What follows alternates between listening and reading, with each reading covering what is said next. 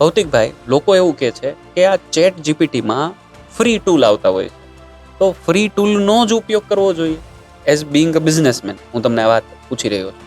મને મારા mentor always કહે છે કે ભૌતિક, don't be cheap on your journey towards greatness. Okay, એટલે કે ક્યારેય ચિંગુસાઈ ન કરવી જ્યારે તમે કોઈ મોટા પાથવે પર મોટા વિઝન સાથે જઈ રહ્યા છો.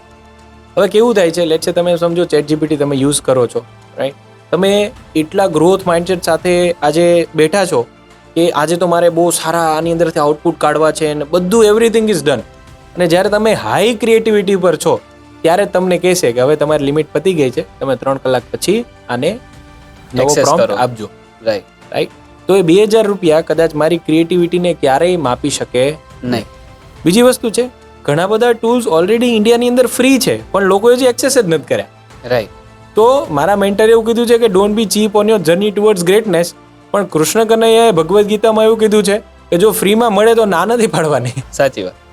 મફતનું લઈશ નહીં, પણ જો એ અવેલેબલ છે, રાઈટ, તો તારે એની અંદર કાંઈક ને કાંઈક કર્મ કરીને આની ઉપર કામ કરવાનું છે. રાઈટ. જેમ કે ચેટ જીપીટીનો ગો પ્લાન આખા વર્ષનો 399 પર મંથ, એટલે સમજીએ 12 ચોક 4800 રૂપિયાનો પ્લાન ઓલરેડી તમને ફ્રીમાં મળી રહ્યો છે. પણ લોકો હજુ એ ફ્રી વાળું જે 0 વર્ઝન છે એ જ વાપરી રહ્યા છે. ઓહો. તો આઈ રેકમેન્ડ કે તમે ગો પ્લાન વાપરો.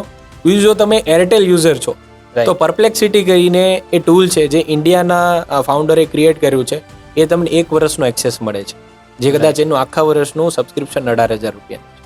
રાઈટ. જો તમે જીઓ યુઝર છો તો તમને Google Gemini, nano banana, notebook LM અને ગૂગલ ડ્રાઈવ ઉપર તમને 2000 GB ઓલરેડી 18 મહિના માટે, એટલે કે 1.5 વર્ષ માટે ફ્રીમાં મળી રહ્યું છે.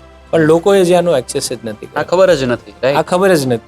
તો don't be cheap on your journey towards greatness. અને ઓલવેઝ હું એમ કહું છું કે કુદરત આપતી નથી, કુદરત 1000 ગુણ કરીને પાછું આપે છે.